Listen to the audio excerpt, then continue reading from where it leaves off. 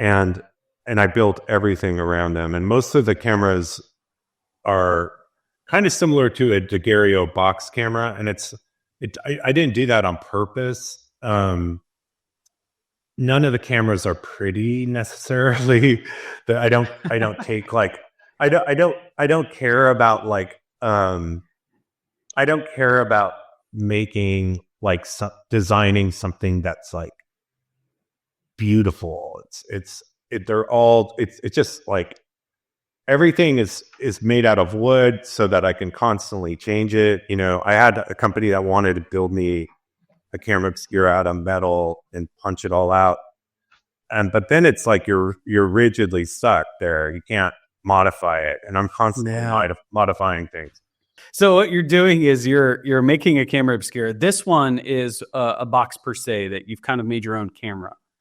And it's set out about 47 inches to expose a piece of paper, like a positive paper per se. This type of, and then you're obstructing the image with different materials like cellophane or tape or something like that. And then you're experimenting with what actually ends up being the image by using chemicals like bleach and other things, you know, to kind of mess with what happens in the process.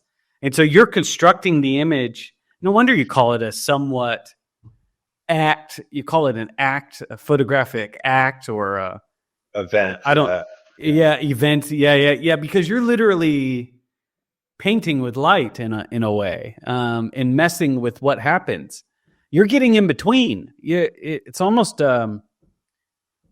it's like when you think about a camera, it's a little tiny camera obscura, right? And the light then projects onto a sensor, and then that sensor gives you an image, or that projects onto film, and that film gives you an image. You're in between all of that. You're messing with all the stuff in between. You're like the little elf in there. I'm just kidding. I always thought they were little elves in there making this thing, you know, painting it for you. It was a bad little visual when I was a kid that I literally thought they were, and that's what I think someone told me. But you're kind of interjecting yourself in the process and kind of changing it. That's amazing.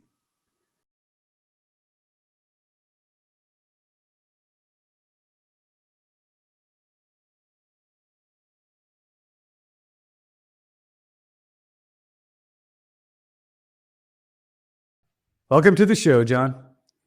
Hey, thanks for having me, Patrick. I'm excited to have you on. I've been in your world, checking out your work on your website, and I don't know if I would characterize your work as playful, but it just seems like you are very, very inventive and like pushing the boundaries with the way you make the way you do your work. And I love the way it just all comes together. And so I'm really excited to have you on the show today. I've and talk to you about your work and your process. So thank you for coming on. Thanks. I would not do this style of work if it wasn't fun, because it's so labor intensive and the difficulty of doing this sort of analog process at a large scale by drum processing is tricky.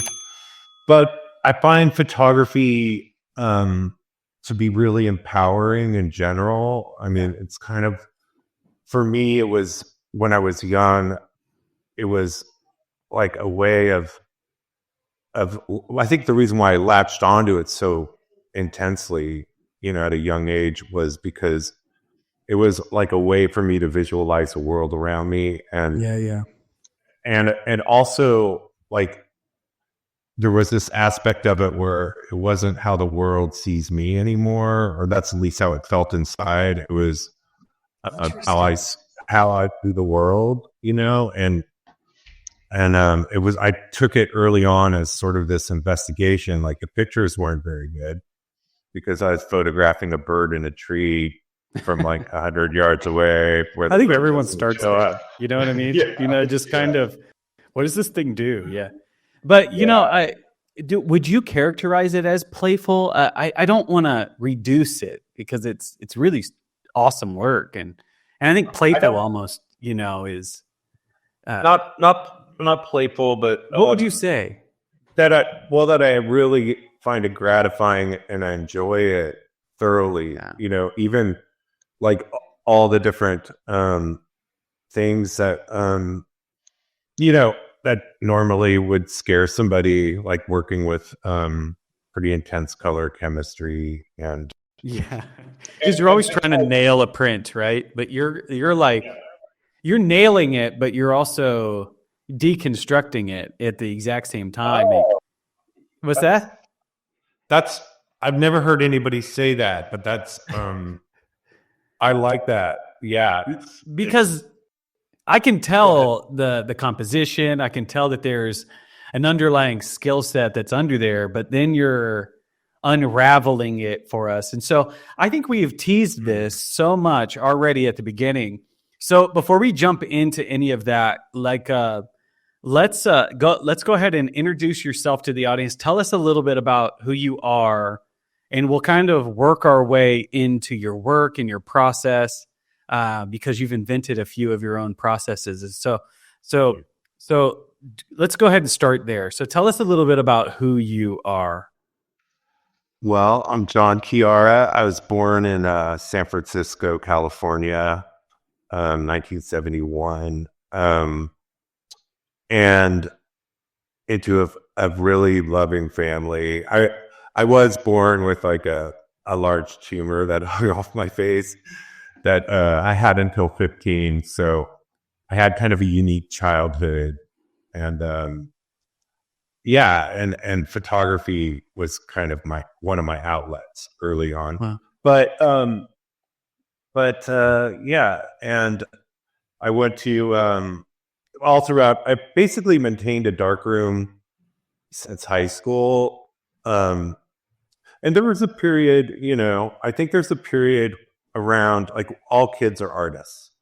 All kids are artists. Like you give them whatever material and they'll start messing around with it. But around 13, once puberty hits, a lot of people stop what they're doing and don't return. But I had that period too, but then I returned pretty hardcore. So it was like in high school, all my electives were art classes. My dad was also kind of an amateur artist who would draw and paint and had a dark room, in our garage. So I've literally been around dark rooms my whole life, and I found it so incredibly magical to watch him develop prints when I was like really young, like 5 and 6. I'd just sit in there with him under the red light, watch the magic happen where the print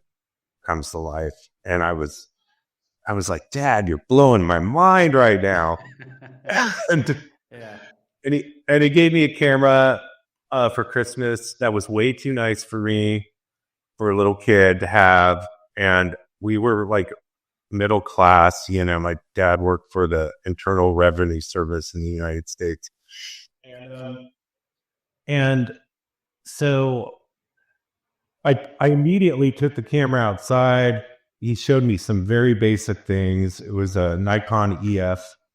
And I just ran around the neighborhood, and I still remember it. I was like, the grass, look at the grass. And I'd get this angle, and I'd just focus on like these blades of grass. And I shot all 5 rolls like very quickly, like maybe in an hour, and returned them to him.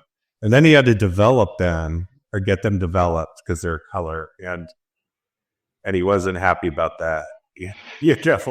Because he wasn't happy with the results, but I was super ecstatic by the pictures. And that's kind of how I've felt my whole life. When I was in undergrad at University of Utah, I was the lab monitor at night and would often stay there most of the night. And I started doing the majority of my photography at night. And I got introduced to ilfochrome paper and the color reversal process of sebachrome, where it's more you're shooting onto a color paper and then bleaching it with sulfuric acid, and it bleaches out all the silver, and you're left with this sort of what you could call a negative image, but it's a positive actually, because the silver gets kind of like the silver binds with the dyes where it's been reacted from UV rays or from light, and then this bleach clears it out so that what's been exposed to light goes, and then you're left with those are the highlights, and then the shadows are just the pure dyes. So, and it's on polyester, so it's like the most archival color photo process that probably ever invented. So you started kind of experimenting in college, and so let me put this all together. So your dad was kind of artistic. He had an IRS job. I'm sure he didn't tell a lot of people that he was in the. I'm just kidding, but the IRS, you would have. So he works for the IRS, but he has this kind of creative nature to him, and so, but he's also doing photography, and so you're watching him kind of do all that. So you get the bug young, and so after high school, did you know right away that's what you wanted to study, or when did you start to go? When did you make that connection? Talk to me a little bit about that, and why go that way? I think, early on in high school, I was definitely obsessed with photography, and but I wasn't necessarily a good student. Like, my teacher had to force me to get anything done or to do the projects. But once I'd get into it, I would be fully into it. I'd be like buying box of dry ice from like some farmer or whatever, and doing these experiments with dry ice and underneath the automobile that my parents owned, and having it come through the engine. And I just got really into it. And also my teacher in high school really she really was not just like, okay, we're just going to play around here, but she was like getting us in any exhibition or any restaurant that would show our work, and it was like, she made me believe that it was like actually something that was possible. And she would give me these assignments. Like, there was this one time where there was this lady who had like a residential hotel type of thing, but it was in her house, and it was for like old people who, hospice type of situation. Sure. And she was murdering them and burying them in the backyard and collecting their checks. And they caught her. This is in downtown San Francisco, downtown Sacramento. And she was like, John, once you're done with school, you have to go there and be part of the press and document this. And so, I was like 16, just turned 16, and it was raining, and I went over there, and I was with all the press, and I was like, but I was behind them all, of course. So I was more taking pictures of the press documenting like the house and stuff. But she also, early on asked me what I wanted to be and what I wanted to do. And I was like, I want to be a National Geographic photographer. And that was like my goal. And she was like, I can't wait to see your pictures in magazines.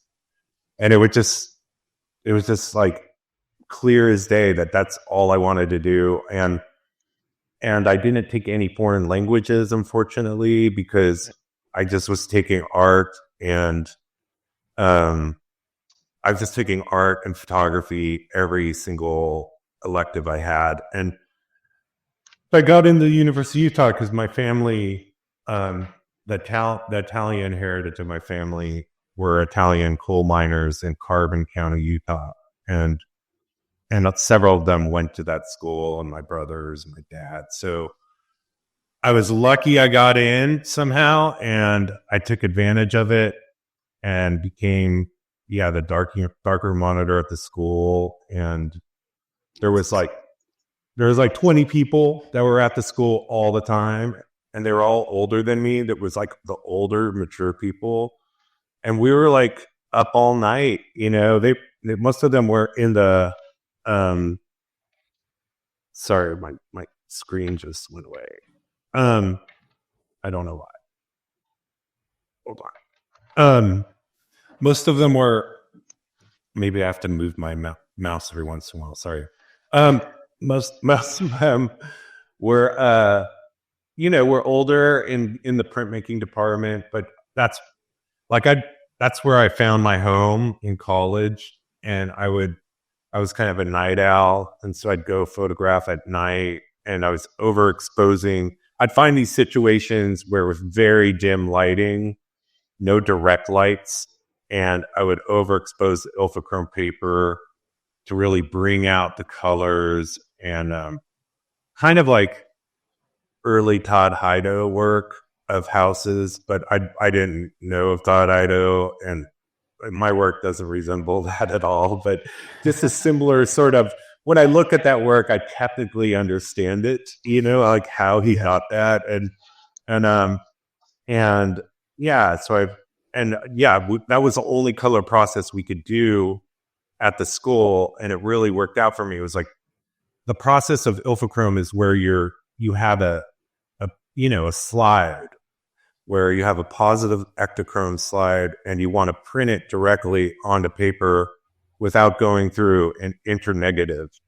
So they developed this process, and the colors are really intense. It has a shorter range of tones than normal. Like normally, like color photography has a 9-stop range of tonality, and this is more like 5 or 4. Oh my gosh! Wow. So that makes it a big negative. Well, you could literally, that could be film in a sense. You just get use like direct printing if you were to make a camera obscura or something. Yeah, and I have made a camera obscura. That's interesting. That's I started out after college. I kind of put myself through my own grad school, just because the grad school, or the school I went to, University of Utah, was very traditional at the time, and it was just all Ansel Adams zone system. And even the painters were knockout painters that came out of there. They could mix their own make their own pigments, and they were amazing. But it was like they're all painting landscapes and nudes, because that's what they did in school. Like they didn't teach you like kind of like that. The whole idea is to find your way into developing some cohesive body that you're going to work on your whole life, or the conceptual aspects of fine art were not really the focus of the school. But so I was having almost like technical expertise, would you say? Like just being really awesome at your craft, kind of? Yeah. That was great. Interesting. That was wonderful. But then I took 6 years to get into California College of Arts and Crafts. That's what it was called at the time. Now it's California College of the Arts. And it's the only school I applied to, and I applied every other year until they accepted me. And you're like, I'm going there. That's amazing. But it was fun. It was like I'd go there, and I'd meet with somebody, and I would tell them what I'm doing and show my work, and they would say, well, you should consider this, and you should consider doing drum processing, and I'm sure you can find some way to make a drum and cap it off with, light proof caps where you could still pour chemistry through. I'm sure you could figure it out. That seems like a logical direction. And then I'd be, okay, thanks. And I'd leave and just say like, see you in 2 years, And then finally got accepted there, and I was really ready for it. I had won a space in this art commune that I still live in this warehouse, and I immediately knocked out the kitchen wall and I built this 16x20 camera, and I used it as a focusing mechanism for a big camera obscura, and I was doing macro photography in my place, and then I decided I wanted to get out and start doing landscape photography again, and I built a camera that would just barely fit in the back of my Ford Ranger, and I started photographing up on Potrero Hill, which is the work I'd like to show you. And this is right when I started grad school. Oh, wow. So talk to me a little bit, like before we jump into the images. Talk to me a little bit about like inspiration, like who do you look at any particular artist that inspire you? I know a lot of times when you go to school, it's one of the things that you get to do is really kind of dive into other artists and stuff like that. Were there any that kind of inspired? You mentioned one. Was there? You didn't realize that you had so much in common, but. Is there any artist or work out there that inspires you? Yeah, I mean, during the 6 years in between undergrad and grad, I was working in a sort of like wedding photography sweatshop for $7 an hour. Yeah, I was in the dark room printing for like at least 40 hours every day, and then he would buy like malt liquor, and then he would have us there until 7, like trying to figure out, like asking us, how can we make this better? And, but he basically left no time for another job. But I took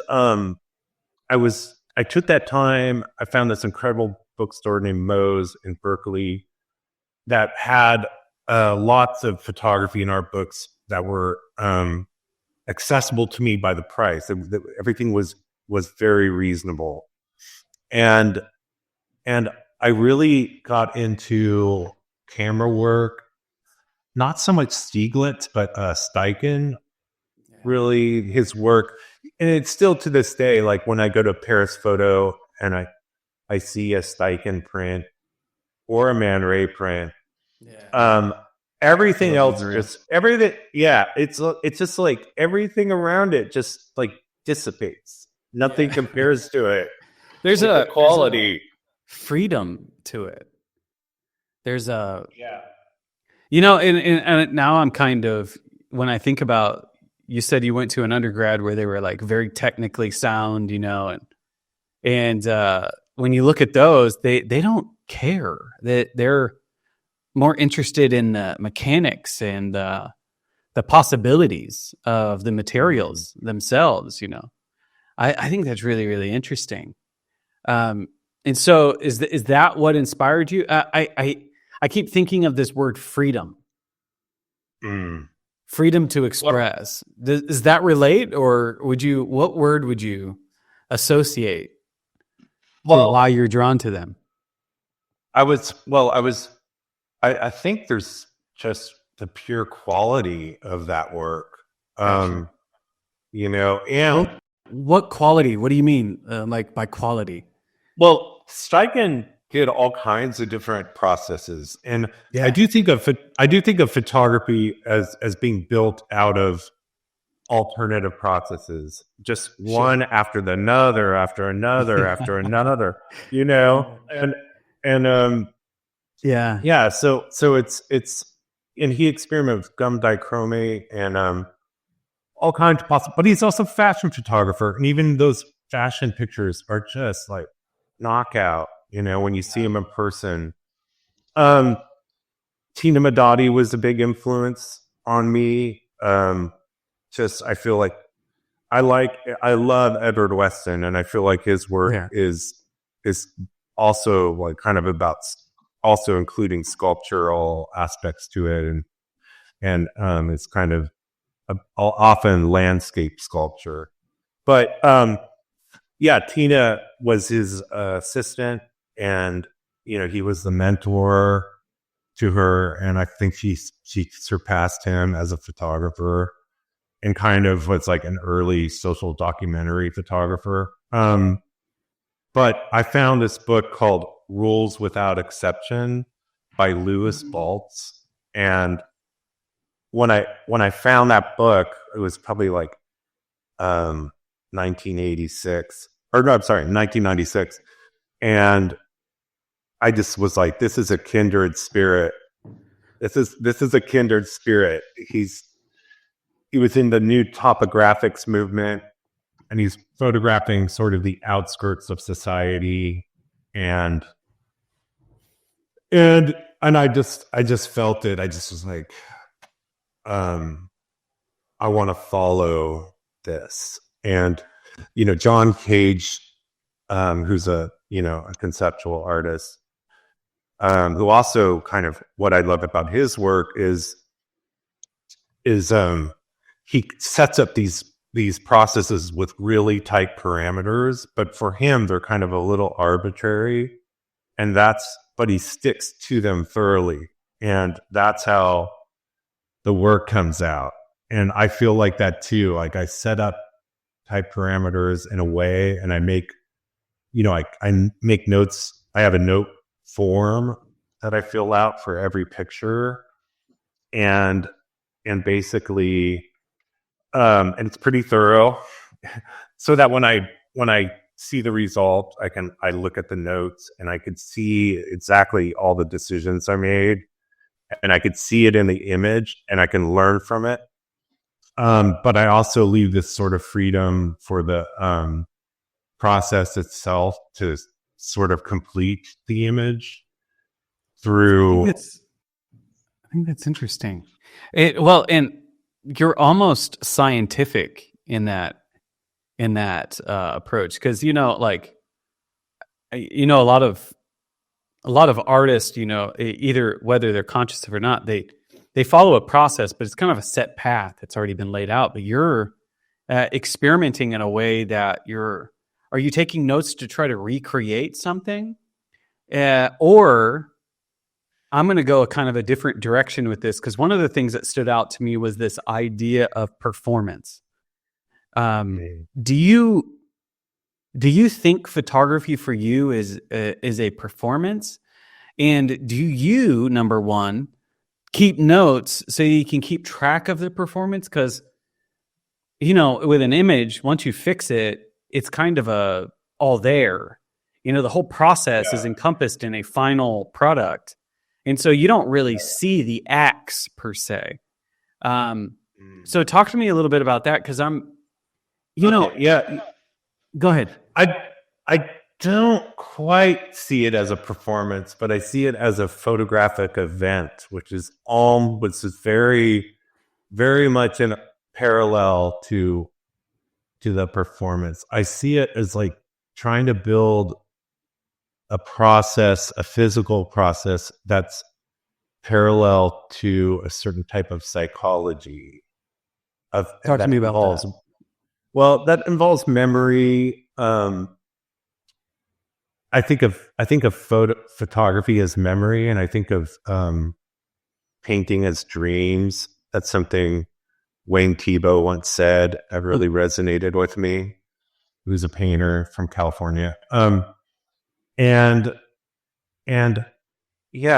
think of it as not necessarily nostalgia. I'm not looking for nostalgia, but just sort of this. I think of memory as sort of unbound. It's like a binder where everything's been taken out, and you're like moving through it and looking at different memories. and you can never see the whole thing. You can only, like, there's some things are crystal clear that you're looking at in memory, and you have to move around to see more. But the edges are divergent, and you can never like see it all perfectly. And then maybe it's a little unhinged from what caused the memory to happen, because some memories are really, for me, visual memories are really strong, but what caused them to be so important, maybe I don't remember, but maybe it's like a type of reconciliation that causes your mind to burn in certain visuals that kind of could either be something that you contemplate, or they could be something that haunts you, but you don't know exactly why necessarily anymore. That's kind of like how I think of what I'm shooting for, what I'm searching for in photography is things that feel that way, feel like, I think that's really interesting. It's I think what I'm curious about is that you've gone a very conceptual route. You've kind of broke free from, because I'm thinking about young John talking to his art teacher saying, I'm going to go and shoot for National Geographic. But yet you went a completely separate route. You know what I mean? You went the fine art, conceptual, deconstruction, almost psychological thriller kind of thing. Like, I said psychological thriller, but psychological route. And I'm curious what drew you there. Well, what inspired you to go that way? And then we'll jump into the work, because I feel like that we can unpack it there as well. So yeah, I do have to say I accomplished my life goal, and I am a National Geographic photographer. It's amazing. Congratulations. I did it my own way. Yeah.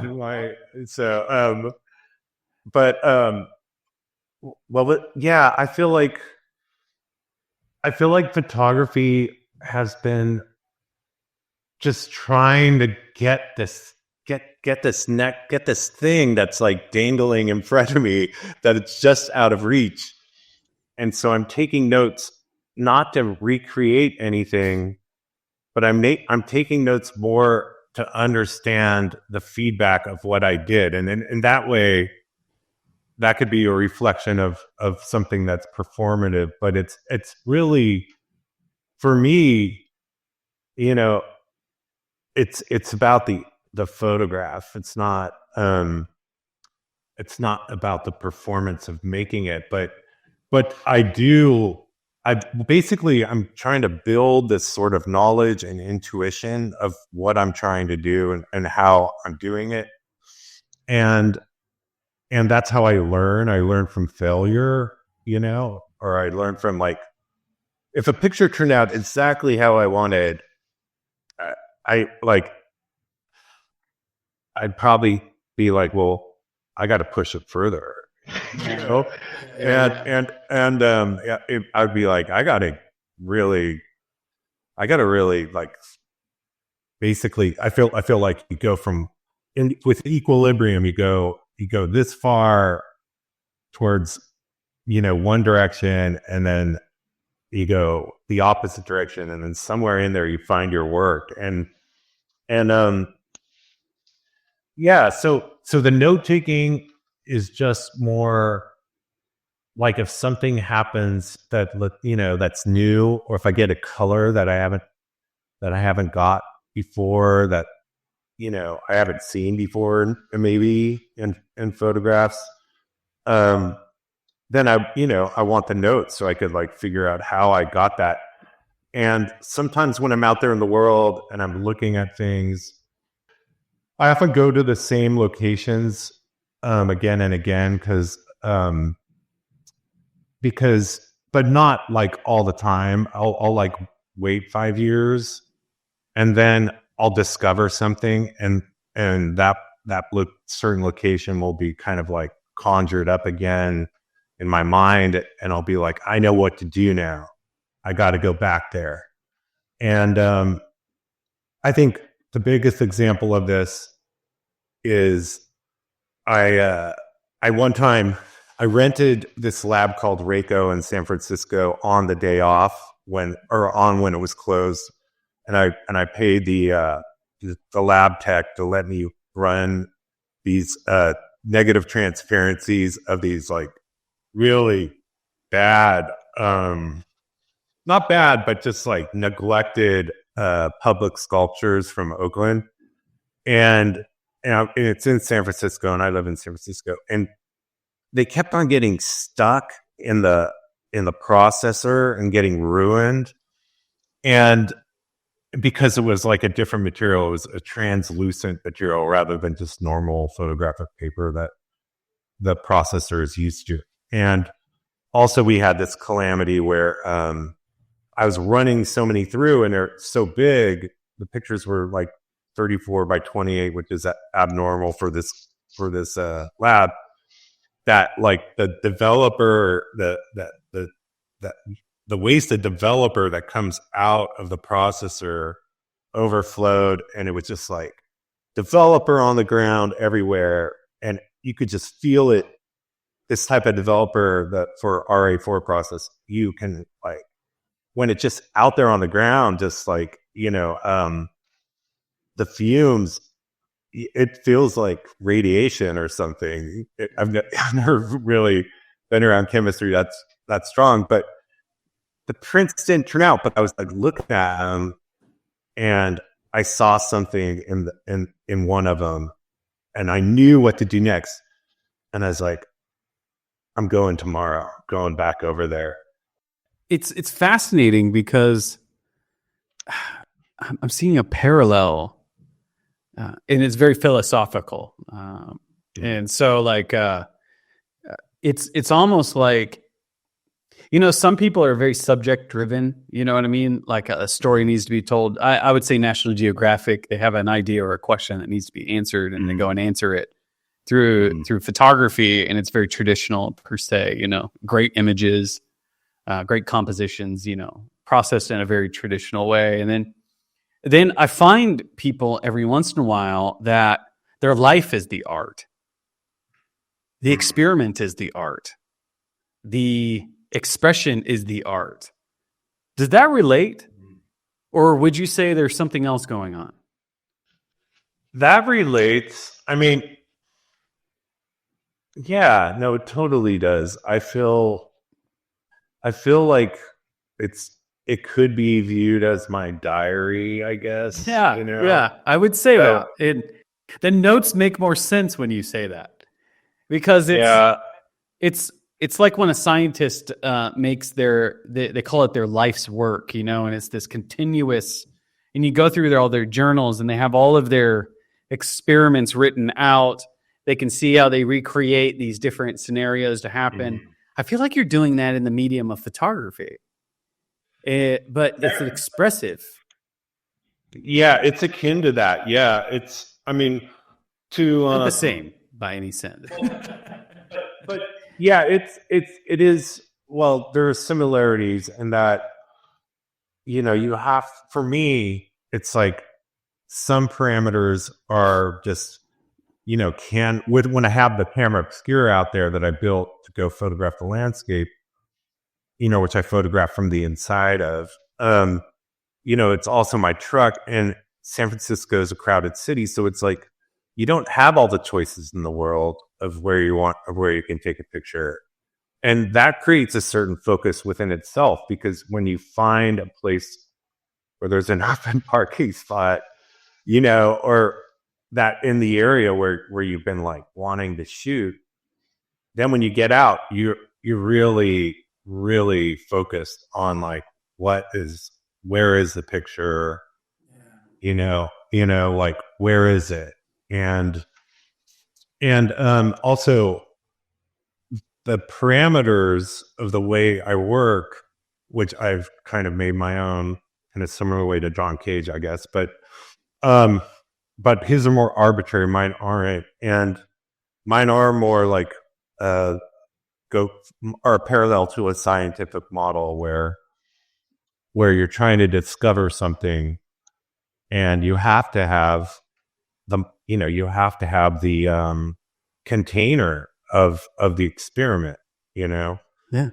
to like learn. And often you learn just as much from failure as from success. Absolutely. And then you adjust and go a different direction, and and you keep following a process. Yeah. And this is like the frame. It's the frame that holds the window for my imagination to peer through. Yeah. It creates a way for me to intuitively look at things and think about what I could do with photography to bring something out of it. Damn it! Sorry. I hope he can. That's a no one. Sorry. I have a very jerry-rigged system here. I have to tell you guys. Well, you are kind of a creator yourself, so you kind of make your own cameras, and you develop processes, and I think it's perfectly fitting. So you're right on brand in that regard. So let's take a look. I think you prepared a couple of things for us to look at. You have your early work. You take us to through New York, and then into the Swiss Alps, and then you have some of your latest work. So let's start with some of that early stuff. Let's take a look at some of it, and kind of walk us through that. I think that would be great. Let's dive in. Cool. After I built my new studio into a camera obscura, where I knocked out the kitchen wall and used the 16 by 20 camera I used as a mechanism, as a focusing mechanism. I investigated doing a lot of macro photography, and I started taking things from outside, weeds, and photographing them, and light bulbs, and from inside. And I just wanted to get back out in the landscape. So I made a 30 by 40 camera. All the cameras are made around the lens, and these lenses, once you go outside of 24 inches for an 8 by 10 camera and start to consider doing 30 by 40 direct positive images from the lens directly onto the paper, the lenses get harder to find because they're not usually made for just regular photography. They're usually for another purpose. So it took a very long time to find the right lenses, and I built everything around them. And most of the cameras are kind of similar to a Daguerreo box camera, and I didn't do that on purpose. None of the cameras are pretty necessarily. I don't take like I don't care about like I don't care about making like designing something that's like beautiful. It's just like everything is made out of wood so that I can constantly change it. I had a company that wanted to build me a camera obscura out of metal and punch it all out. But then it's like you're rigidly stuck there. You can't modify it. And I'm constantly modifying things. So what you're doing is you're making a camera obscura. This one is a box per se that you've kind of made your own camera. And it's set out about 47 inches to expose a piece of paper, like a positive paper per se. This type of, and then you're obstructing the image with different materials like cellophane or tape or something like that. And then you're experimenting with what actually ends up being the image by using chemicals like bleach and other things, to kind of mess with what happens in the process. And so you're constructing the image. No wonder you call it a somewhat act. You call it an act, a photographic act, or a event. I don't. Event. Yeah. Because you're literally painting with light in a way, and messing with what happens.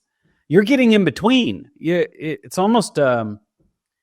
It's like when you think about a camera, it's a little tiny camera obscura, right? And the light then projects onto a sensor, and then that sensor gives you an image, or that projects onto film, and that film gives you an image. You're in between all of that. You're messing with all the stuff in between. You're like the little elf in there. I'm just kidding. I always thought they were little elves in there making this thing, painting it for you. It was a bad little visual when I was a kid that I literally thought they were, and that's how I think someone told me. But you're kind of interjecting yourself in the process and kind of changing it. That's amazing. How cool is that? I'm enjoying it. I'm learning from it. And so of course this is the next one that I did. And and they are like, there's camera obscuras I made, but these are like the Daguerreo box cameras where it's two boxes that go in and out of each other, and you can change the focus. So you're not reliant on just focusing on infinity.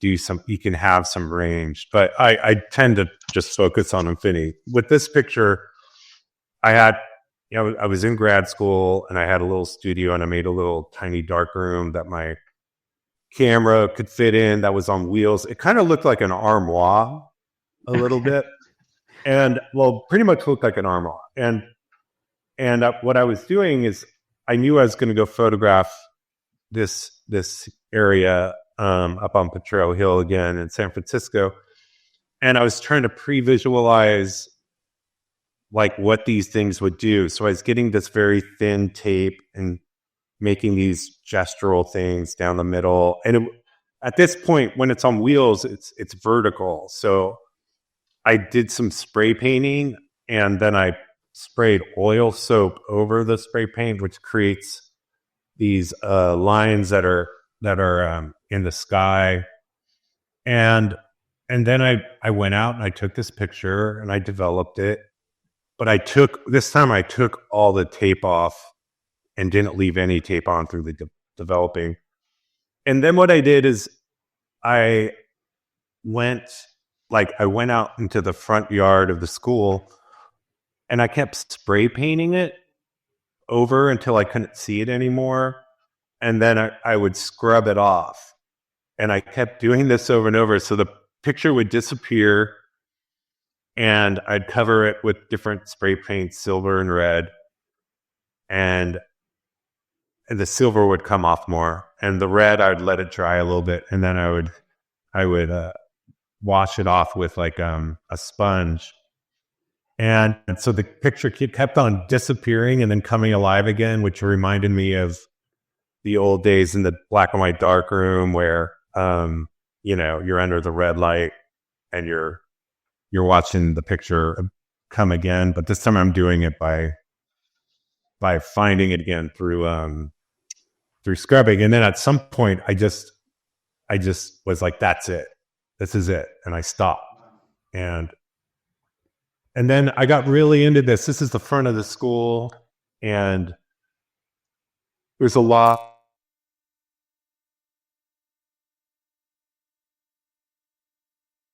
person. It's of a pole, electricity pole.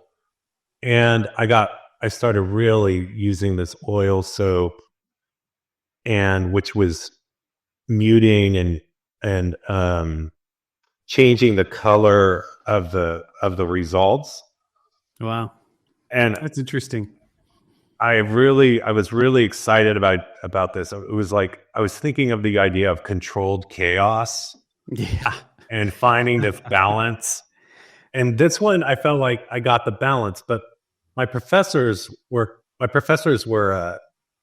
Richard Mizrak and well, he's more my one of my mentors, and and Larry Sultan and Sue Sirikliu. But Larry Sultan kind of was like, okay, this is a great result, but you're kind of getting to this point where you're losing sight of what you're taking pictures of necessarily. Are you? And it's like, no, but yeah, maybe there's some truth in there. And he's like, maybe you just got to tie a hand behind your back or something when you do this. And so what I did, I realized I needed to build a bigger camera, that I had to start over again and work with a bigger camera that I had less control over and that was much more difficult to work with. And I spent about a year and a half of grad school building it. And and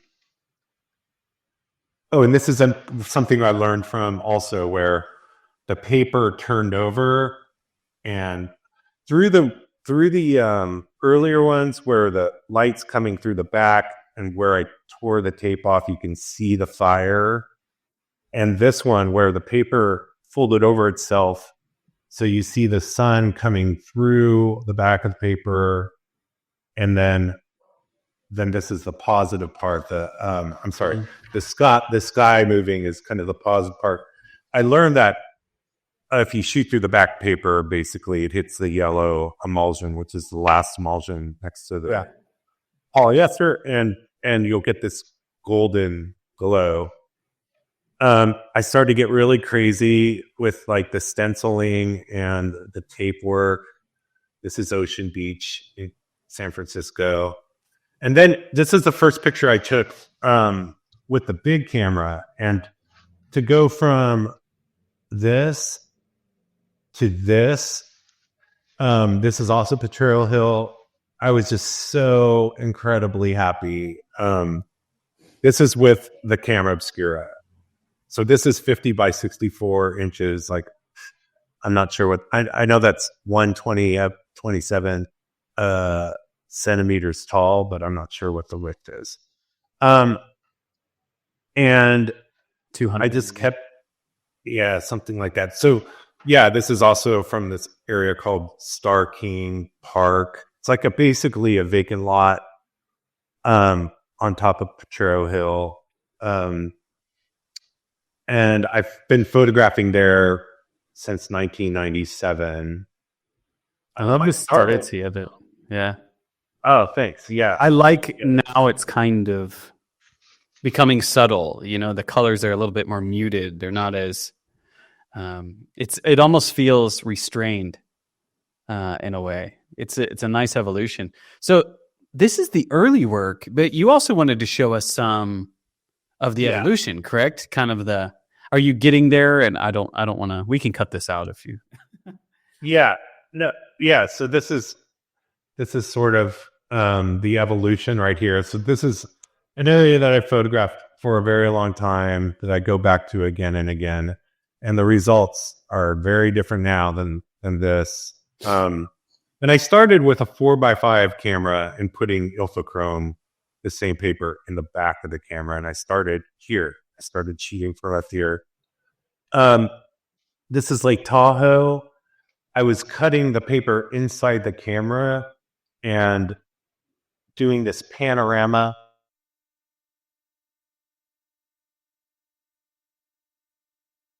Massive fire that burned down all the houses. And so the top is a diptych of it, and the cut is the cut to the next one. I knew if I went right to left the opposite way that they would kind of line up. And then the bottom is a panorama of the same scene. And then let me see if I can. This is the camera. If you want to see it real fast. Yeah, I do. Okay. This is now. It looks totally different, but let's see if this will start.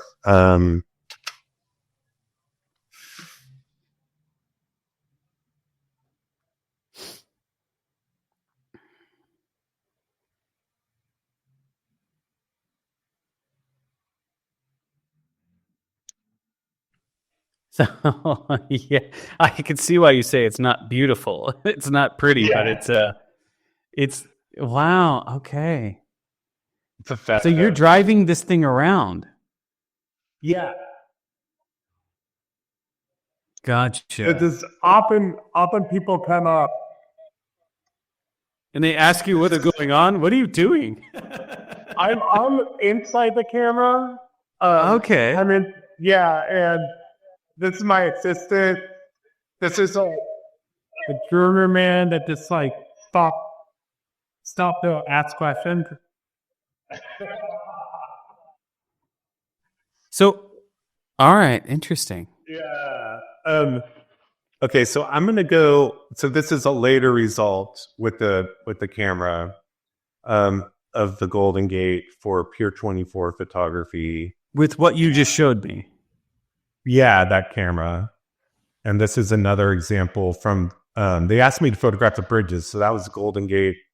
But and this is for the Bay Bridge, and that both bridges are in both pictures. This is a detail, and I was really interested in like because the exposure was 4 minutes of trying to capture the fog and how it rolls and the movement of it. Yeah, what a field of view. That's massive. Yeah, so this detail is in the middle of the left picture. Yeah, wow. So, what a view. So and this is just quickly how I feel about San Francisco. I feel San Francisco is sort of like a sea of glass that slowly breaks throughout the day and is an extension of sort of like the Point Break of Ocean Beach, where like the foam just rolls over everything, and the foam is that marine layer that comes in every day. So this is again, this is Star King Potrero Hill just later on, after I've like kind of learned some more new things and could see what I want to do. And these are exposures where there's like, I think 2 or 3 exposures compiled on each other. So the foreground ivy I feel like is washing up over this closed road at the top of that park. And I was doing this idea of triangulation, where I took the picture from the road, I went to the next hill and took the ivy picture that's in the background of this picture. Gotcha. This I purposely opened up the back and exposed it to light, because I have these film backs that are double-sided, just like a 4x5 camera, just by like a Linhof or something. And I took it out and purposely exposed. Wow. It's really interesting. The other one, very surreal almost. The colors, it's almost reminds me of surrealist, and then the really interesting depth of field that you were able to achieve. It's Thanks. Yeah. So wow.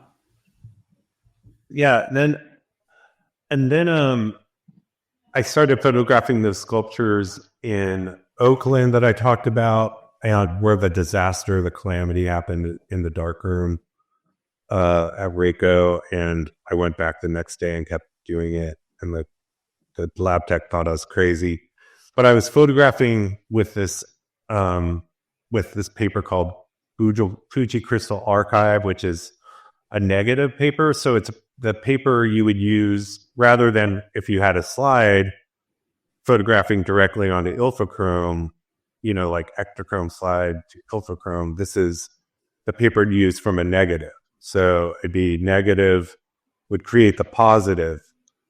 But if you're using it inside of a camera and photographing directly onto it, then it's a negative, because you're creating a negative. But if you're using it inside of a camera and photographing directly onto it, then it's a negative. So it'd be negative would create the positive. But if you're using it inside of a camera and photographing directly onto it, then it's a negative, if you're using it inside of a camera and photographing directly onto it, then it's a negative, because You're creating a negative, yeah. Yeah, it doesn't have the bleach that reverses it. And and I built a 50 by 30 camera and went out to New York and took on this project that ended up going on for 4 years. I tend to just like get so absorbed in these things that that sometimes I lose track of time. And my assistant at the time, I think he was going to quit. He was like, John, you know, we've worked 30 days straight. And I was like, we have? He's like, yeah. We've worked 30 days straight. Like, I can't take it, you know? And I mean, he's amazing. But I was like, okay, well, let's take a break then. So I think it's the Hearst building in New York. I was also interested in New York, and I wanted to do it in negative because one, it's just like New York has been photographed so much. Oh yeah, it's like Paris. And I just feel like I needed to look at it in a different way, and I needed some like ground to stand on, like firmly, and also the negatives really bring out interesting things. They're extremely sharp, and they hold a lot of information because of the shooting directly onto the paper.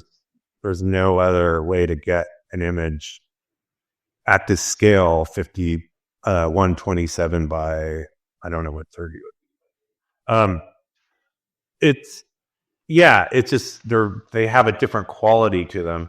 For sure. Absolutely. That you can't really get. And what took you out there? Why did you go out there?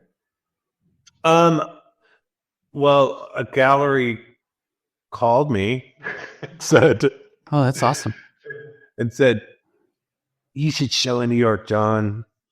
And Yossi from Yossi Vilo, and I was like, "Yeah, I should." And I already wanted to do this. I was earlier.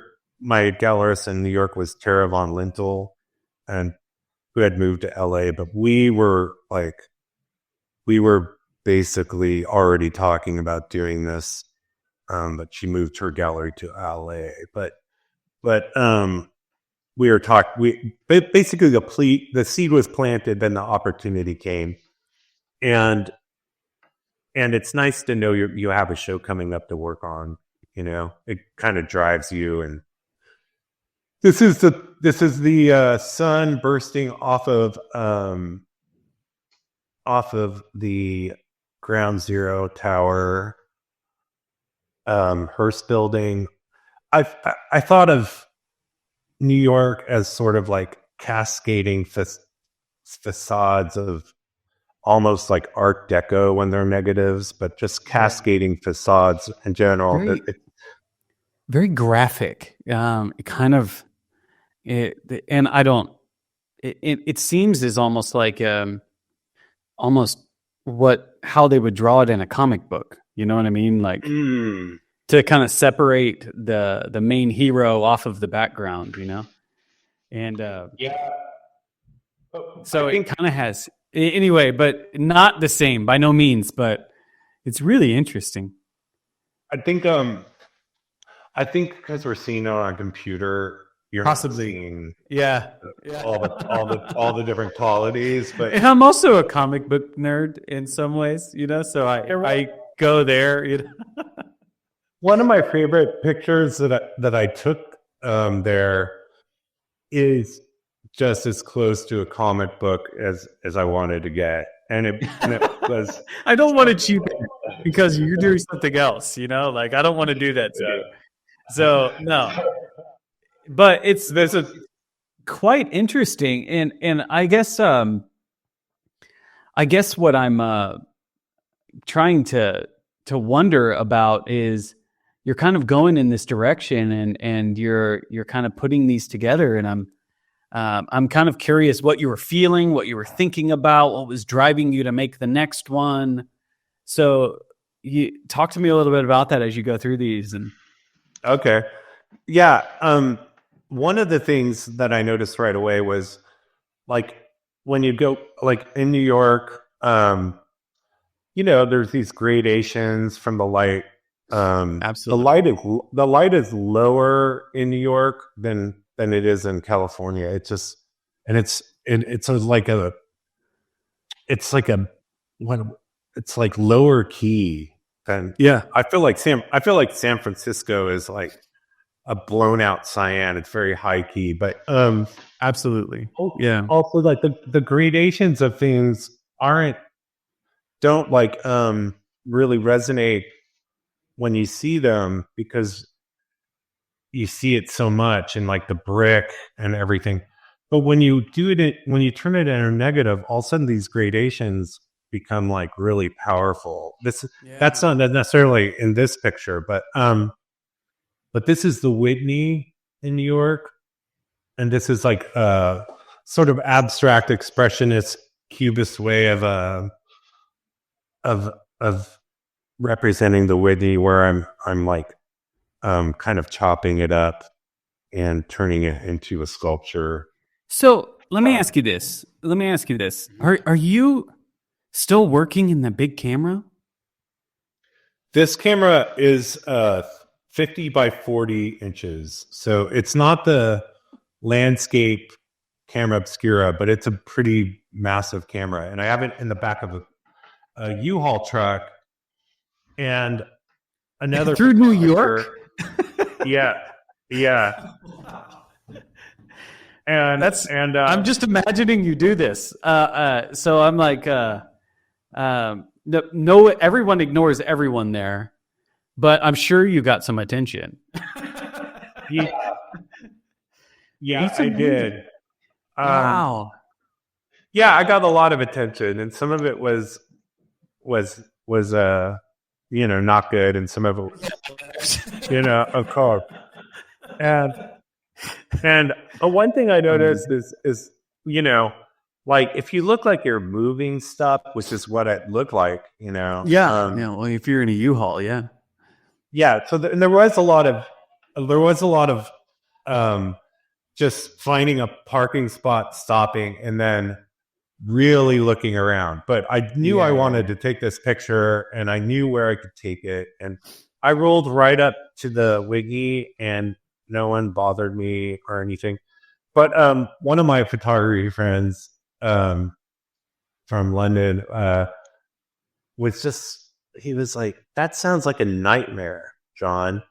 You're spending years driving around Manhattan in traffic, and that just sounds horrible." And I was like, "Well, when you have nowhere to go, it doesn't matter. You're just like looking at things more closely if you're stuck in traffic."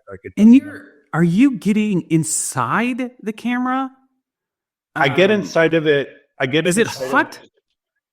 Yeah, it gets really hot. I can imagine. I get inside of it sometimes to check the focus. But Can I see what's going on?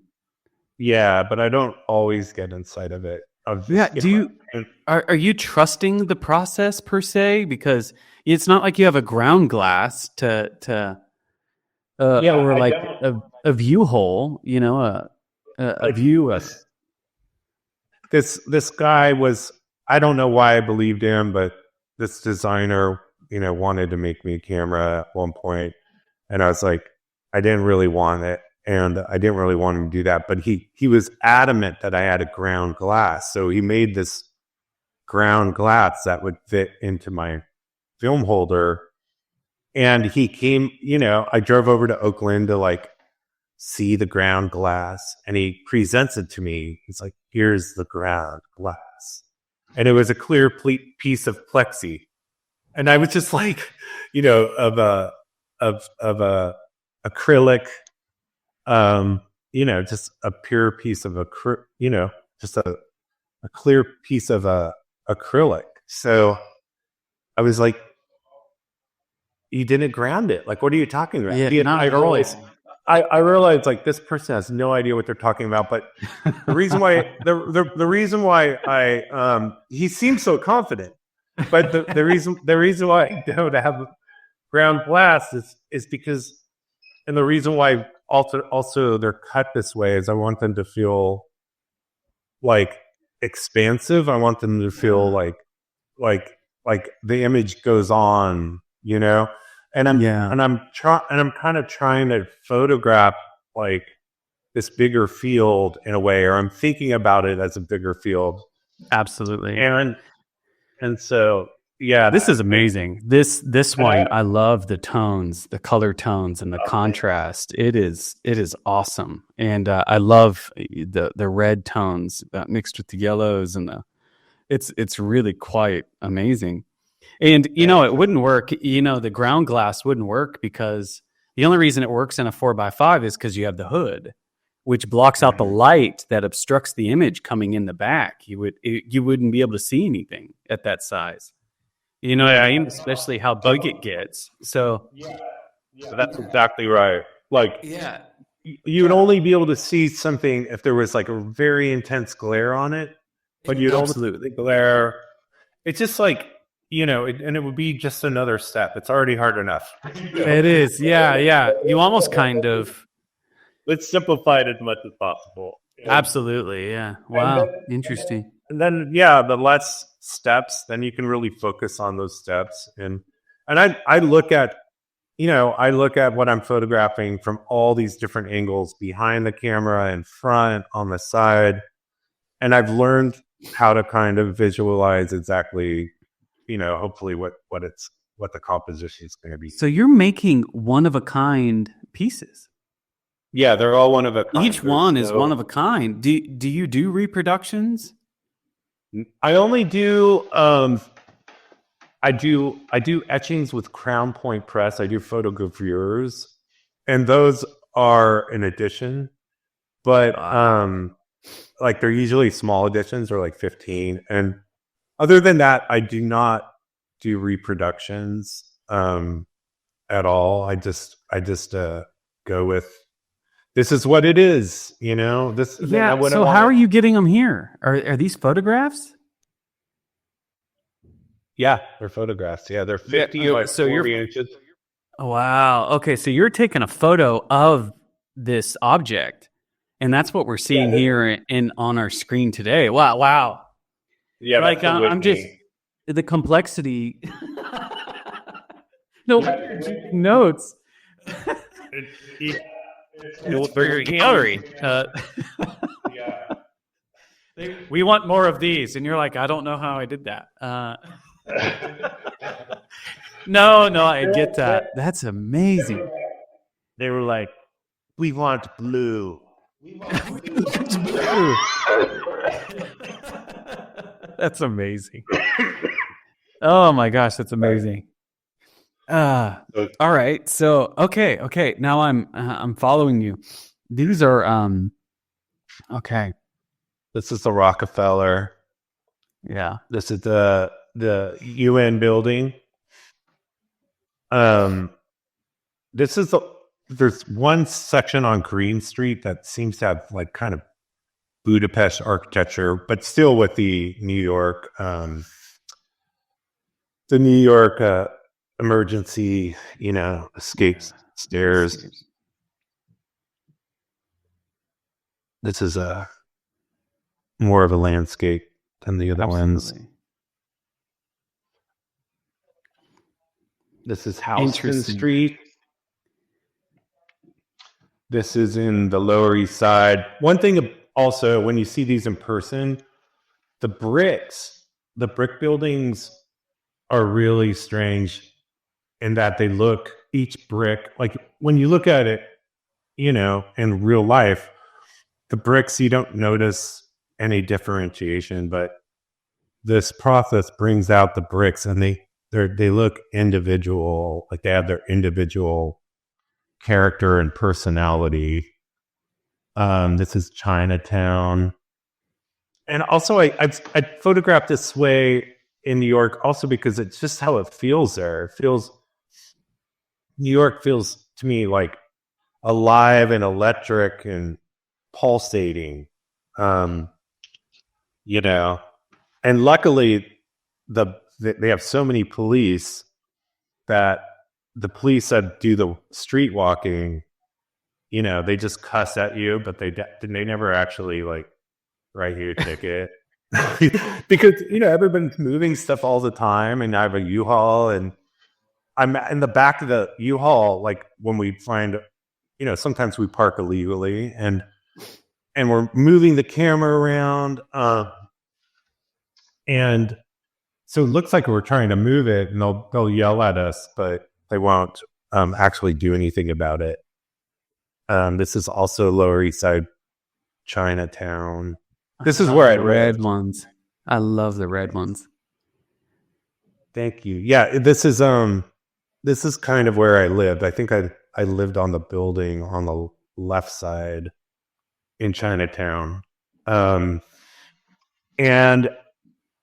everyone, I mean, I feel like if you can, I feel like when you're young, especially if you're from like out in the middle of nowhere, you have to try, if you can, to move to like New York or Paris, or, you know, and just learn that there's just a bigger world outside of yourself, and also of where you come from, you know. Absolutely. I would agree with that. So I never went to New York or lived there when I was young, but the 4 years there living in Chinatown was nice. This is the Manhattan Bridge. I lived right next to the Manhattan Bridge. This is like right almost out front of or out back of the apartment building I lived in. It was extremely loud. The train, the subway went right by the building, and you could feel it in the floor. And I lived in an illegal kitchen unit, or it was like they took part of the kitchen and made it into this tiny little bedroom that but didn't have a window, so the door had those slats in it that you would have in, like, you know, a pantry or something, so you could hear everything. And I would wear earplugs. I just wore earplugs all the time. Yeah. Space is at a premium, and you took this process. So you kind of started in California, you ended up in New York, and you also, is the process evolving? And I guess I'm kind of curious at how you found yourself in the Swiss Alps. Go ahead. Yeah. Yeah, I finished up some work in New York, and like right around this time, I think I went to Mississippi for a little bit. This is Mississippi, the Delta, Clarksdale. And then I'm working on a book for Mississippi, for this one Coahoma County. That's another parameter, you know, just work in one county, because it's expansive. You don't have to, this is all Star King. This is all that, almost all of it is, one of the pictures in every picture is taken from that hilltop in Potrero Hill that I talked about. There's been a lot of fires, you know, all over California. So some of these kind of are conjured up from that period. But what I want to show you is this. So, I stopped in New York, and then it was right when COVID just started to happen in China and in Europe, you know, like after it had kind of been percolating in China, and it started to just venture over to Europe. And I got this residency. I won this residency at NARS Foundation, in the Swiss Alps in the lower Engadine valley, which is much different than like San Moritz or anything like that. San Moritz is pretty close, but that's the upper Engadine, and that's where the mountains are more spaced out, it seems. The lower Engadine is like more of a continental divide between Africa and Europe, and it's where it's just very vertical. It's very steep. So this is the bottom in the gulch of the lower Engadine near School, which is a sort of spa. It was originally this whole area has all these different source waters that flow into the river.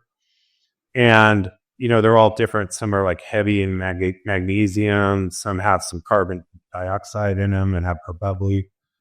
And then there's some that are like alkaline based. And originally in the 1890s,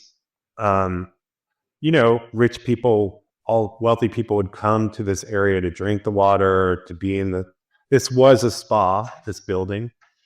A lot of the rooms have like these huge walk-in tubs. My studio did, at least. But it's, it's by itself down there and there's a hotel that just got renovated also.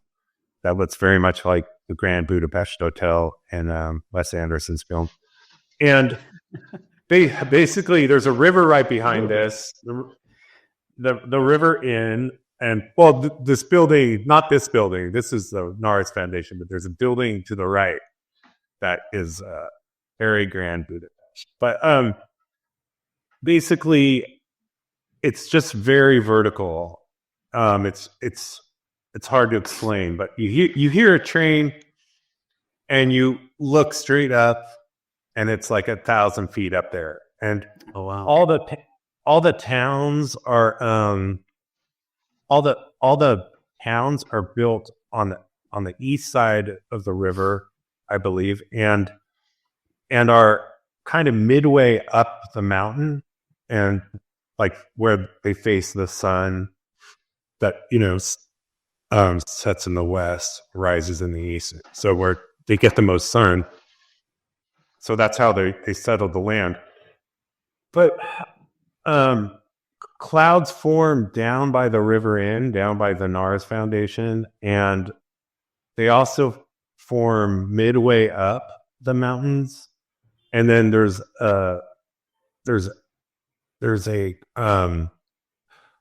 clouds that flow overhead over the whole thing, and it's very hard to capture that.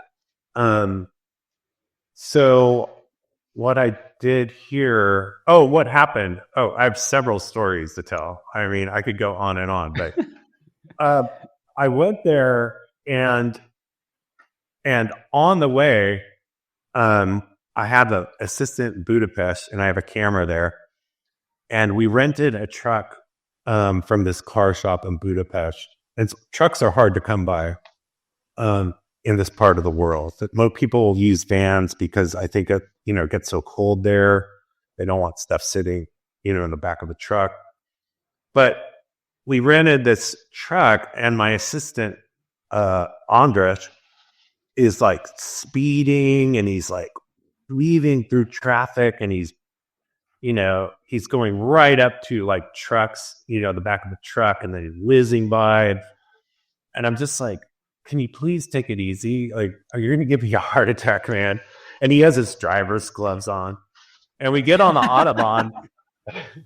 We get on the Autobahn in Austria, and we're going over this sort of overpass, and where there's train tracks underneath it, and our back wheel comes off and hits our car and then flies past us. And now we're like grinding our left axle, back axle on the ground. And so we're slowing down. And Anders actually did a very good job. He like pulled over to the side and got us off the road.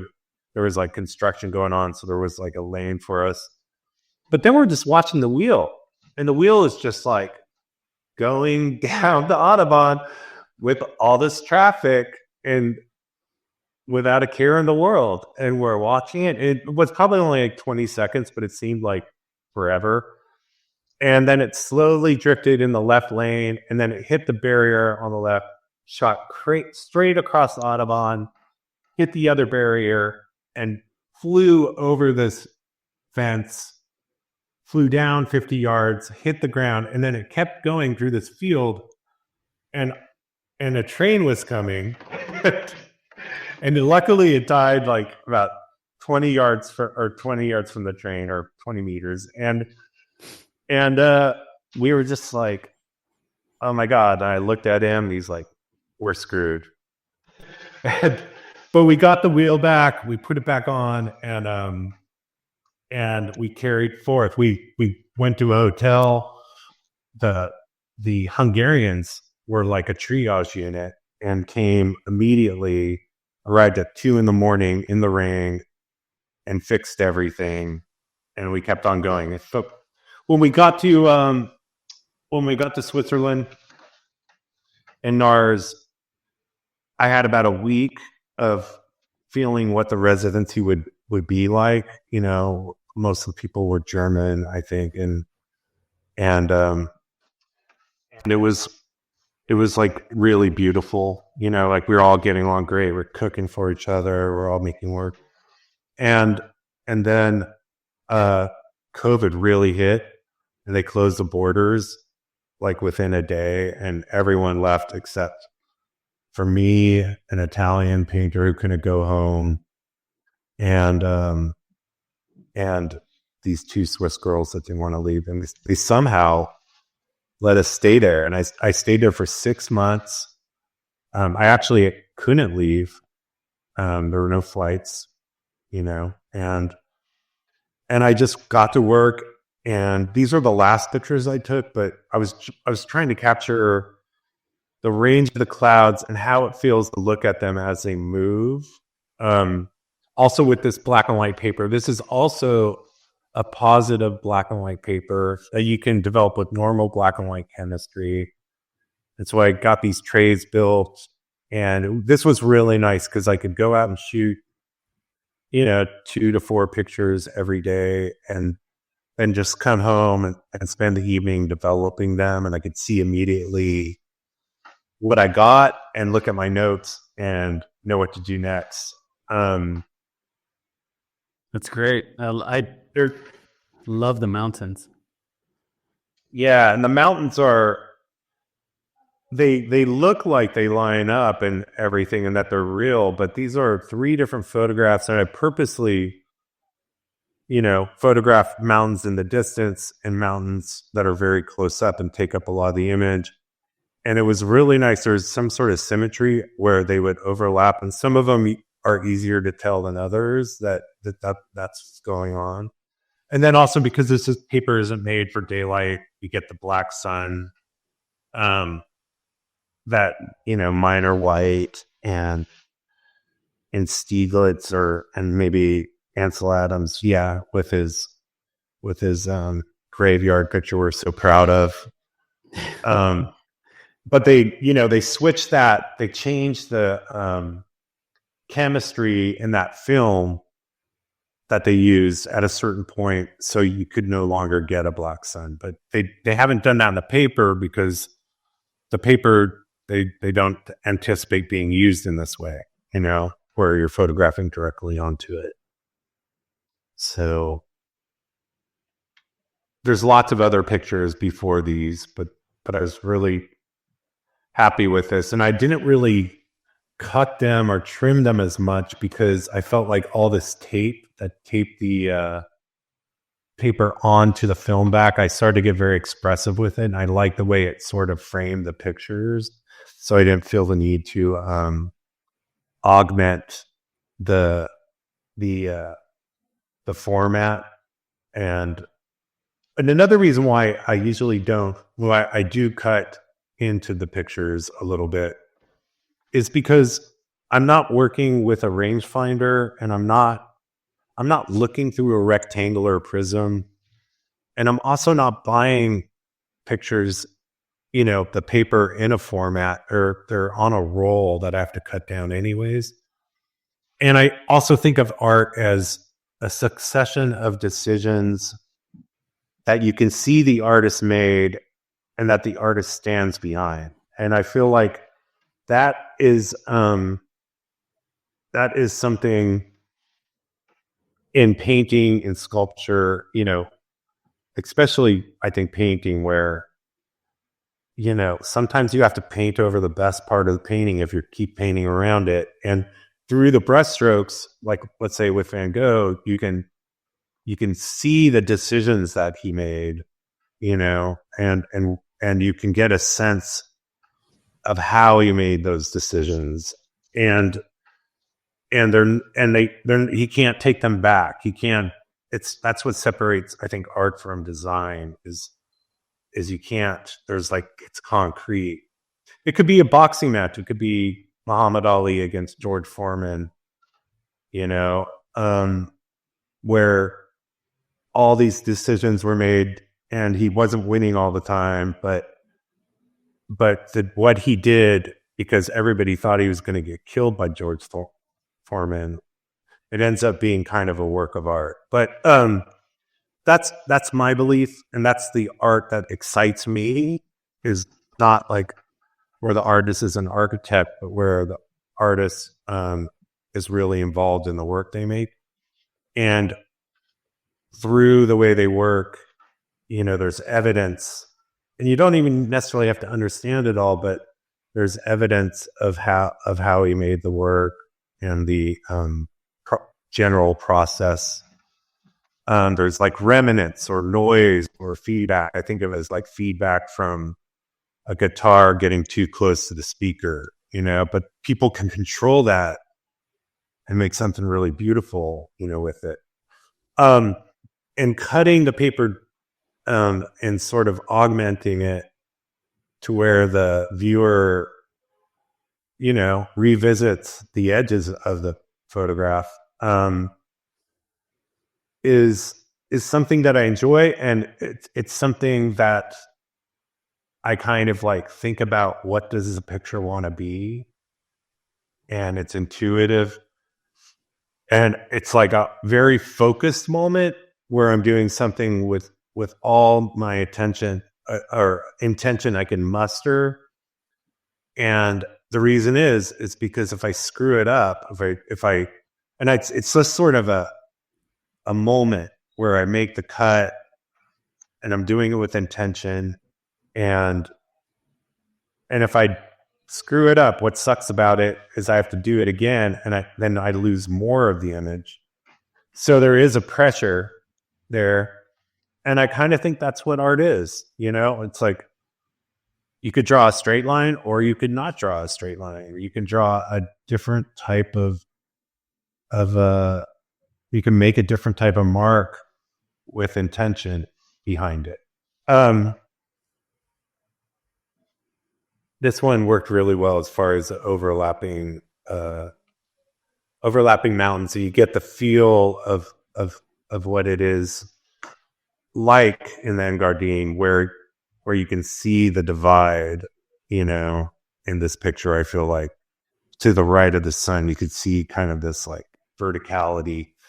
Another thing about the Alps is the higher you go up, the more you see. And that's something someone told me from this town called Via, of way high up in the Alps. He's like, yeah, if you just keep going, you just see more and more. And I went way, way back in the Alps, and the mountains back there, I feel cry cement tears.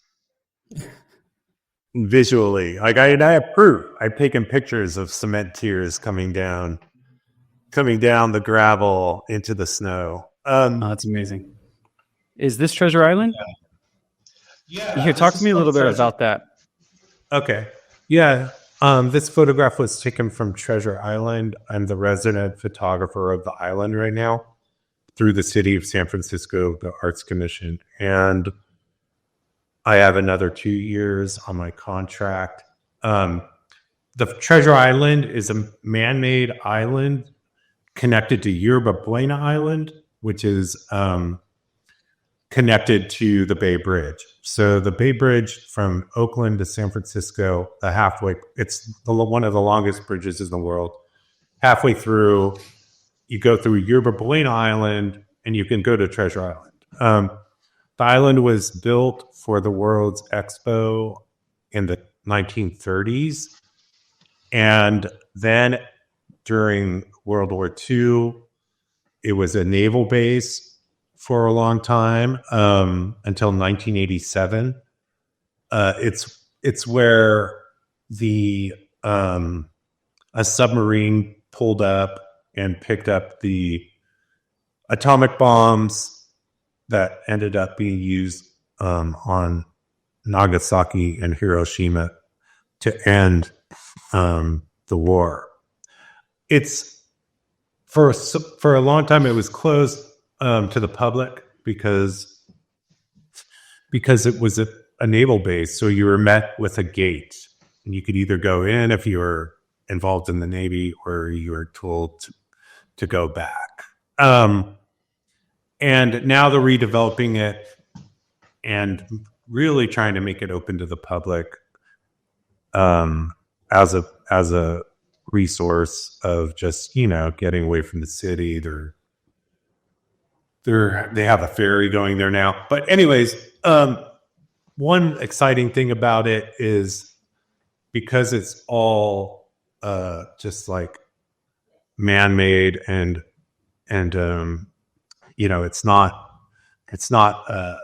it's manufactured basically. It's very close to the water's edge. It's just a few feet up from the bay water. So you could get really close. And I've been documenting sort of how the sun follows the island. The west side of the island is shaped as a horseshoe. And also I've been interested in capturing the movement of the waves in similar fashion to what I was talking about with the clouds of Switzerland over the range of the Alps. But here I'm not moving the camera and taking different exposures and then with the hopes that they will align into something that represents the different cloud formations. Here, what I'm doing is I'm doing hundreds of stop action pictures by moving my hand in front of the camera and switching out the filtration so that different colors or different temperatures of light are hitting the glare of the water as it moves by doing stop action, with this hope that you feel the sense of what it's looked like to watch the movement of the water, as it's like the glare is coming off of it when the sun's hitting it. This picture was relatively short. It was about 2.5 minutes long, and it looks like it's twilight or night, but it was actually so bright that you can even really look out there. In the background is Alcatraz, and then behind Alcatraz is the Golden Gate Bridge. I was also really interested in trying to capture the way the clouds flow over Treasure Island, because basically what happens is on a partly cloudy day, they move slowly over the city because it's far away. And then once they get above the water, they really quickly come at you. And here I'm doing a similar thing where I'm kind of changing the filtration and temperature of the light as it's moving, as the clouds are moving. And then I aim it up and take a picture of the sun. And the city is also along, the cityscape's on the bottom. And I still haven't really quite got to what I'm trying to grasp with this, but this is the most successful one so far. The whites are where there's hardly any filtration. It's like I have a UV filter on there, like optical glass, and a very subtle temperature changing filter to change it more towards tungsten. I'm curious about this island. It's a little bit, and like I think that might be the kind of the source of your inspiration here. It sounds like you're commissioned on the project, but what did they originally build it for? They did it for the World's Fair, but what was the intention for the World's Fair? Do you know a little of that history? Okay. San Francisco has the history in general of trying to, from the gold rush on. I mean, before the gold rush, San Francisco wasn't a very big city. It's the gold rush that really built San Francisco into an international port. And the tendency with older money has always been to bring things back from trips to San Francisco to share. And that tradition still exists today, to where there's an excitement of even, going to New York or Paris or Munich and getting art and bringing it back. And also that's with the World's Fair. I think that's what, San Francisco was very excited about. They were so excited about the World's Fair that they built an island for it. And why build an island? They would have all the parties there, or is it just the feat of making something? What? Well, I think they're originally going to use it as an airport, and so they built it out, and then and then also the World's Fair happened. They didn't build it just for the World's Fair, but they built it out, and it is like, other than the Horseshoe West Side, it is built as a grid, and all the roads are in a grid, but it was used for the World's Fair. The buildings on the island were all these sort of like Art Deco buildings, and they were all beige colored. And I really wish they would have kept to that tradition, because it was, it just was so beautiful. They're keeping a lot of the buildings that were used for the World's Fair that are just like have that history to them. Yeah, but they're taking out all the original military housing, and they're returning it to a natural like marshland. And anywhere where they build, they have to raise the foundation 5 feet or more, which is very costly. So they have to build these mounds to put pressure on the ground and have it like really pressurized, and then they cut it off like 5 feet higher, and then they're able to build. But and they're doing that because of climate change, So it's an expensive sort of prospect, but they're doing it, and they're going to put in a lot of expensive condos and other things, but they're also making the island much more accessible to the public. This is an image, just sort of like a diptych of what it looks like from Treasure Island, the edge to San Francisco. This was almost a note to myself. Like, that's why I put the tape in at the bottom. It's almost like a gestural note that I wanted to build my own sculptures and think of them as, this is a barricade. It has a huge metal wire in the middle of it so that a crane can pick it up. And then it has this cross mold along the top, and they're all the same, and they look like Play-Doh because of the spackling on the sides. But they're all from the same mold, and they surround the certain parts of the island, just as I don't know if they're left from the military, but they're basically to protect people from, I guess, damaging the pipes that are running through the island and everything. Like the military is mostly gone, but there's still admirals and that kind of manage the island. But this was like something I wanted to do something with, and that's the Bay Bridge in the background that's connected to the island.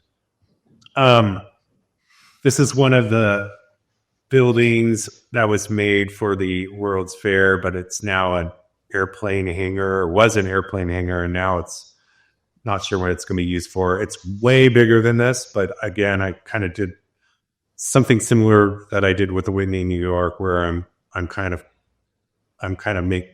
making it into a fortress, almost like something that looks like a castle, because that's what the island was for a very long time. It was a fortress, a military fortress. These cylinder cement pipes that are going up, those are the Navy colors, which is not represented in this picture because of the different colorings, but it's yellow and purple. And originally they're going to paint the Golden Gate Bridge yellow and purple because the Navy was also in the Presidio. That's where the Golden Gate Bridge is. But someone talked them out of it, and they painted it a deep red. Interesting. This is a military housing. It's very Robert Bechtel-esque. He's a California photorealist painter that passed away recently. But yeah, the housing, in a way, the housing's all run by the city of San Francisco, and it's month to month, I think. And they purposely, I think, have picked people that are, students or more transient. I think the oldest person that's lived on the island has lived there for 12 years. And there's no fences practically because it was, the military. So there's no ownership there. And I feel very free there now that I know the security and have permission, as a resident photographer. Even though I'm working with like these huge cameras, they're very accommodating as long as I let them know kind of where I'm going, just in case they're doing construction or there's some, somebody got a permit to do like a commercial or something. This is Yerba Buena Garden or Yerba Buena Island, but it's actually not Yerba Buena Island. There's only one picture from it, but this is what I imagine Yerba Buena Island looking like before it was inhabited by us, but maybe by the Native Americans. Just hyper primitive, almost psychedelic. It'd probably feel that way on Yerba Buena Island, which is actually, a larger hill. This is a diptych I made. The light is similar to that picture that I showed you really at the beginning of the interview where the paper folded over itself. And I learned to photograph through the back. So here I'm taking 2 photographs in Golden Gate Park with the paper facing the lens. And then I'm going to the studio, turning the paper around so the back of the paper is facing the lens. I'm going to Yerba Buena Island and doing these negative silhouettes. Wow. This is one of the mounds. This is the main mound on Treasure Island that takes up a huge swath of the island. It goes right down the center of the island practically, and it's left by the military. And during the winter, they're putting plastic bags over it. There's this urban lore that, the island is radioactive. And there was, and I think most of that is because those atomic bombs were, That's where the Swordage. Yeah. Or they pass through. They pass through. I think they came from Los Alamos, but New Mexico. Yeah, that's where the nuclear facility was that made those bombs. Well, they pass through, and there is radioactive parts of the island that say they're that are fenced off and say that they're radioactive to the public and not to go in there. So I did get a Geiger reader, and it never really picked up on anything. What were you going to say? I'm sorry. I was going to just say, if you get any superpowers, we know where it came from. Exactly. Yeah. It's my comic book nerd coming out again. Yeah. But I think it's an interesting place. You're taking your same process. Yeah, you've got this great residency and commission to kind of photograph this interesting island with a lot of history, and it's really quite interesting. I'm quite curious to see where it goes next. We don't have too much time left, so I only have a few more questions for you. But I want to show you just I'll kind of show you where it's been going, because it's getting strange. So I'd like to look at details of pictures when I personally view pictures. So this is a detail of the sandbags and the black plastic and the way the sun radiates off of it as the bags sort of flow in the wind. This is a later version of it. That's a little more toned down. This is the fire training center, and what I was interested with this was there's actually a 4-panel piece. It's not just a diptych, but John Baldessari, an LA artist, conceptual artist, once talked about diptychs, and he expressed that like the negative space between the diptych is just as important as the diptych itself, and because it's kind of this bioptic way of looking at things. And so what I wanted to try to bring out in this picture is like the background of the fire training center is tack sharp. It's like as sharp as it could ever be, and clear, and it's kind of bleaching in the sun. And then the trees, each picture only has half of each tree, and they are fluttering in the wind because the exposure was 1 hour and 10 minutes, and it's in the morning, so the sun's changing also. But when you stand back from them, it's just as much about the full tree that's in between the two pictures, as it is about the background. For me, and especially when you see like all 4 of them. This is a detail shot. This is a handball court of Treasure Island. There's a couple of them because of it used to be the Navy, so this is like they still have the handball courts around. This is a ready-made sort of sculpture. It's an impromptu sculpture I made on site with building materials, and it's kind of in the color scheme of the San Francisco Giants and the San Francisco 49ers, like lots of reds and oranges. And in the background, I was kind of thinking of DeCherico and his like really intense lighting and some of his architectural style paintings or pathways in between buildings. And I was kind of thinking this as either a placard or it could be the gate, the gate that the military had that wouldn't let you in. Yeah. Or would, but now it's like progress, it's like progress is the gate. And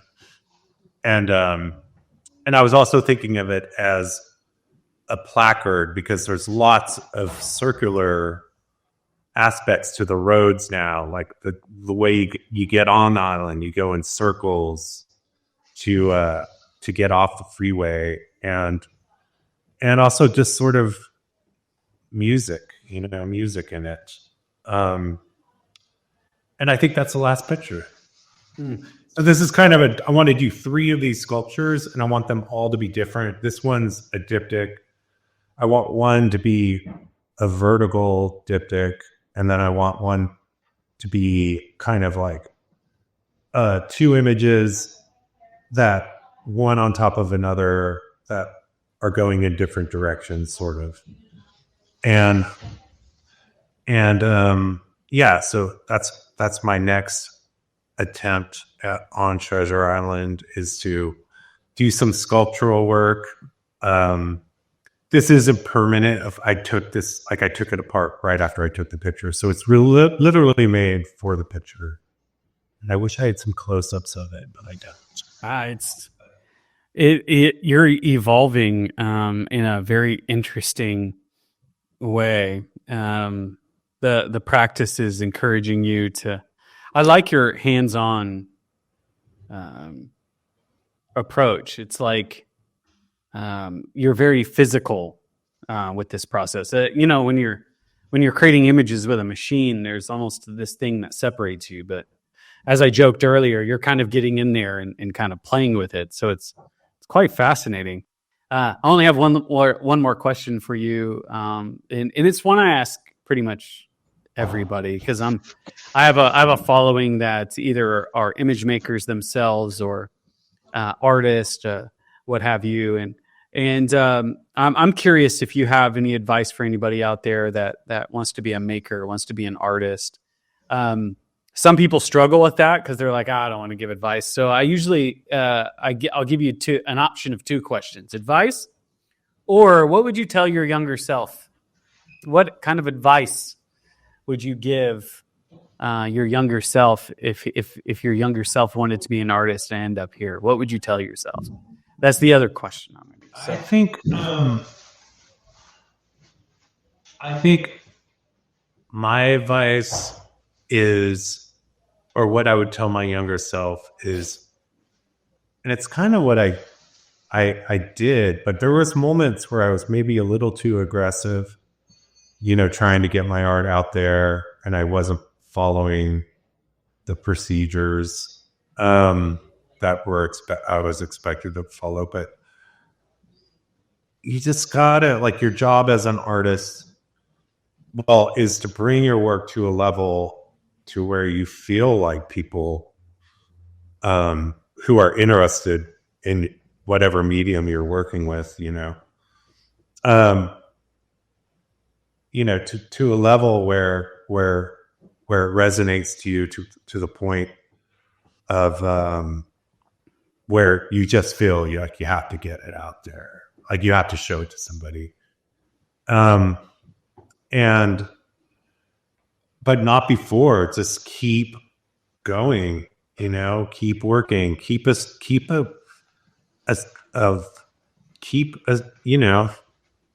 you're serious, keep a schedule and stick to it. You're going to spend this time in the studio.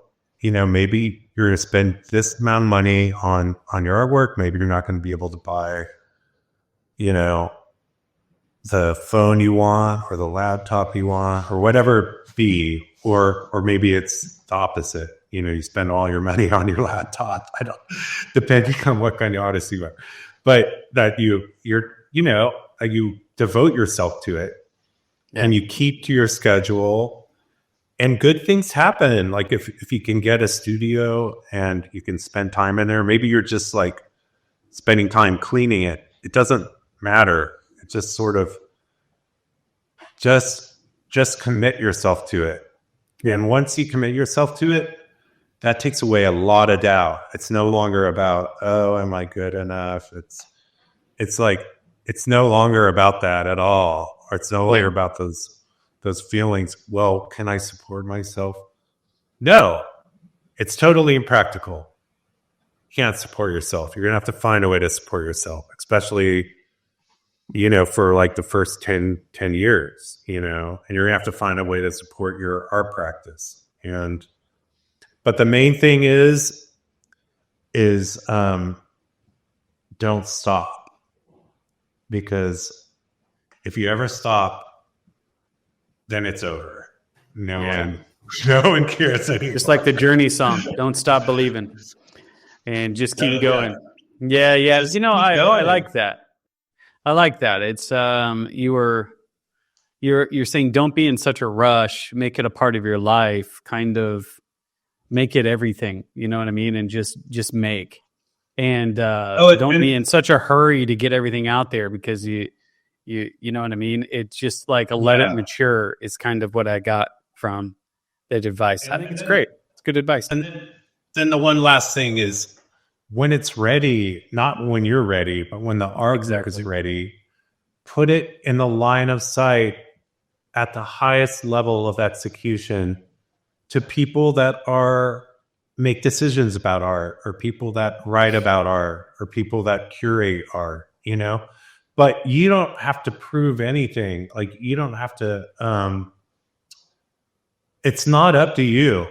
It's up to them to say it's good. You can't represent yourself in that way. All you can do is make sure that if the opportunity arises, that you do it in the best possible execution, and that you can articulate to them, what, if they ask questions, that you can have articulate answers about why you're doing it, what you're doing, why you're doing it, and how you're doing it.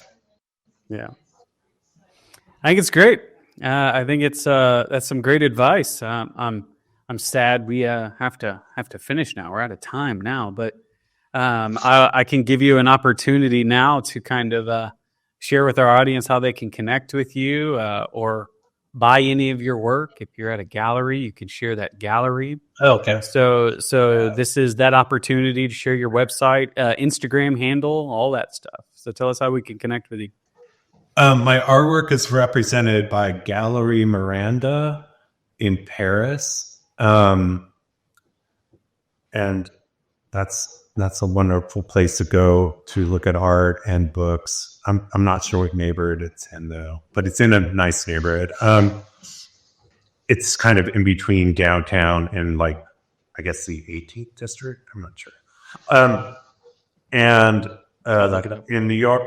New York, it's I'm represented by Yossi Milo Gallery on 10th Avenue, around 23rd Street, West 23rd.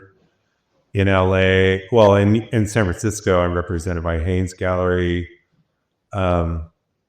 In Fort Mason area, like Fort Mason is sort of like has two pavilions. Sure. And then LA, I'm represented by Rose Gallery, which is in Bergamot Station. It's a great area to look at art. Her program is all photography based, and she has a wonderful program going on. And I'm really lucky. And then Jackson Fine Art in Atlanta, and I have a show up there right now at both Rose Gallery. The Rose Gallery show is part of the Getty Pacific Standard Time initiative that they're doing, and the show will be up for at least another month. And it's some Treasure Island work and some work I did on Star King, Potrero Hill, and then the show in Atlanta right now that's up for a while is In Conversation, Angela West and John Chiara. And there's also work from Michael Stipe from REM, the band. He's an incredibly prolific artist, maybe one of the most important of the generation before me. He's a wonderful person. And they are wonderful. Yeah, I'm just really lucky. Yeah, I don't know if this will release in time for people to get out to those. That maybe they will be, but so you also have a website too. It's John Chiara.com. Yeah, johnchiara.com. Yeah. Sorry. No. You also no offense. are you on Instagram? I am, but I'm gonna start being more active. It's just your name. You don't. Yeah, it's John.Chiara on Instagram. Okay. I haven't really utilized that platform very much, but I'm Perfect. going to start posting more on it. Yeah. Yeah, when you have all that representation, what do you need Instagram for? It's great. I think it was a great episode. Thank you so much for coming on today. Thank you so much for having me. Yeah, this was a wonderful experience. Talking. Yeah, it was great. Thank you so much. And I have so much to take away from you. You've inspired me. I have some ideas. I kind of work on old cameras and stuff like that and fix them up. And I have some ideas based on some of the things that you just told me. So thank you so much once again. My pleasure. Yeah.